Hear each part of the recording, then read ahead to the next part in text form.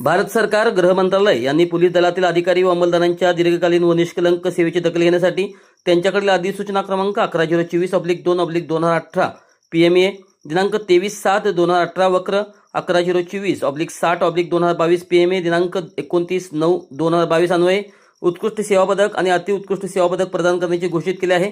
सदर पदके प्रदान करण्याचे अधिकार पोलीस महासंचालक महाराष्ट्र राज्याने देण्यात आले आहेत।